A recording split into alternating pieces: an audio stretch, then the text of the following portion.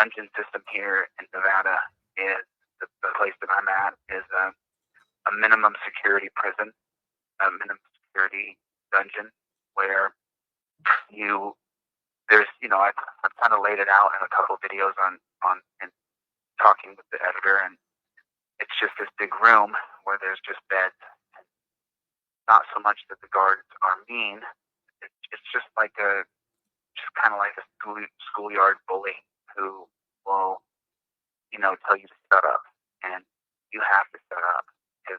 If you don't shut up, you will be sent over to your bunk, which is a metal sheet, and then there's like a 1-inch thin, it's such a tattered, you call a mattress, but it's not a mattress. I wrote about it. I'll have a ebook coming out when I get out of here because there's just so much information to share. But then you have to go to your bunk and lay on this sheet of metal, and you have to stay there. I have to stay on the sheet of metal at least 18 hours a day. There's a registered or scheduled 8 hours of free time every day, which includes sitting on a cafeteria table or taking a shower or going out into this they call a rec yard. But I stay on my bed. I stay on my bed 22, 23 hours a day. I only leave that bed to take a shower, and brush my teeth, and eat the slop that they serve. And it's pig slop. It's the lowest form of food you could possibly put into a human being. It literally, they give you bologna, a little slab of bologna some days, and then in the morning they'll give you you wake up 3 o'clock in the morning, you're done with breakfast by 4 at the latest, but the breakfast is late. Breakfast consists of a glob of peanut butter, cornflakes, and a packet of jelly, and 2 pieces of white bread. And as you know, I had to get my blood pressure down, so I don't eat that white bread, and I don't eat that jelly. So I just glob of peanut butter, and I don't eat those flakes, and I would recommend anybody else that their flakes are just garbage. So then, after that, you got to go back to your bunk, and you stay there until 8 o'clock in the morning, and then from 8 till 9 or 10 or 11, depending on if you get locked down or not, locked down again, you have to go back to your bunk again, sit on the bunk. And then 8 to 11, you'll have free time, and then they'll serve lunch at about 11. Then you're locked down again from 11 till noon, or I think it's 10 a.m. we have lunch, and then you're locked down from 10 o'clock until noon, and then you're free from noon until 3 o'clock, which is how I was able to make this phone call now. And now, at any time, you can get in trouble and get locked down. Now, it consists of anything, just absolutely anything.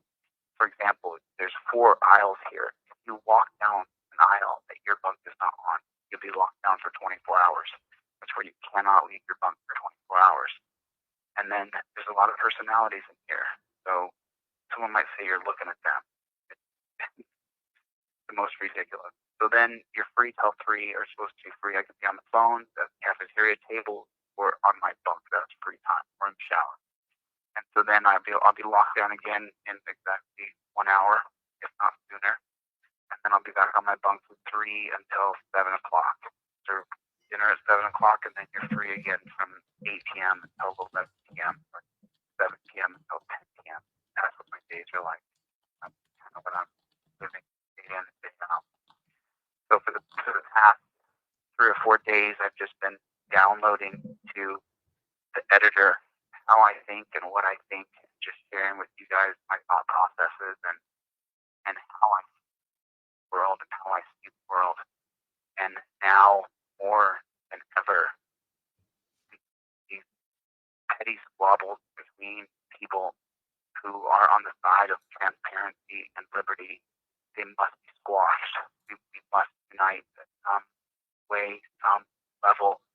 Egos have to drop, and friendships and alliances must be formed, or we will be divided, conquered. And I will be appealing this obstruction conviction and the resisting conviction, because if I don't, the next time they arrest me, then they'll try to put me in jail for a very long time. I have an appeals hearing on Monday morning in Las Vegas, and I know that I mentioned last time that maybe some of you guys should come. I think that this time we should pack that courtroom. I have free chili t-shirts up on the website. in the next few moments, but really they may not be done in time to wear them to the hearing. So you could just get a t-shirt from Walmart for $3 and write free chili on it and come to the hearing. If you're in the Las Vegas, Nevada area, if you're in Southern California and you can make the drive, then I'm asking you to come, because we have to show the judge that I'm not just a leader online, I'm a leader in real life. And a leader in real life has people show up. They just show up.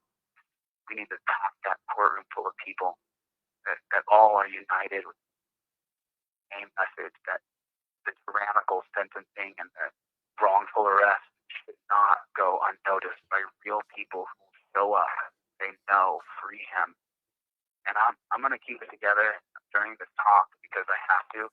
But I have not been dishonest. I have cried 1,000 tears. I have spent many days and nights awake, just sitting there with my eyes open, thinking about how this kind of tyranny, how this kind of injustice could happen to me, and what my responsibility in it is. And I've already owned that. And I'm live and I'm talking to so many of you now. I'll own it again. I have told you all, I have lectured you all, that when you go to court, you have to sit up straight, yes sir, no sir, yes your honor, no your honor, and I did not do that. So I take full responsibility for my flight, for my disregard of what the system is. Now, you shouldn't have to do those things, but you do.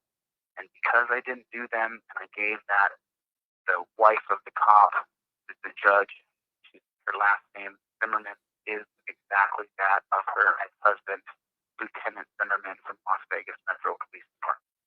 So she is the wife of a cop, meaning that while we on this team, despise cops or strongly dislike them or don't respect them, she sleeps with them and marries them. And she has wedding parties with hundreds of cops, and she thinks these are the greatest guys in the world.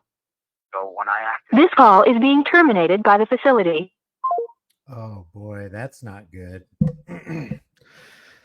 That wasn't good. I've had 5 or 6 conversations with Chili since he's been in, and it never terminates like that. It always says you have a minute left. So that wasn't good.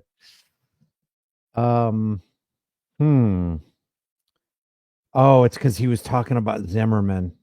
Oh man, I wonder if he'll get in trouble for that. What I was showing you here in the background, this is the inside of the Clark County detention facility. There was also this one that's got 19 million views.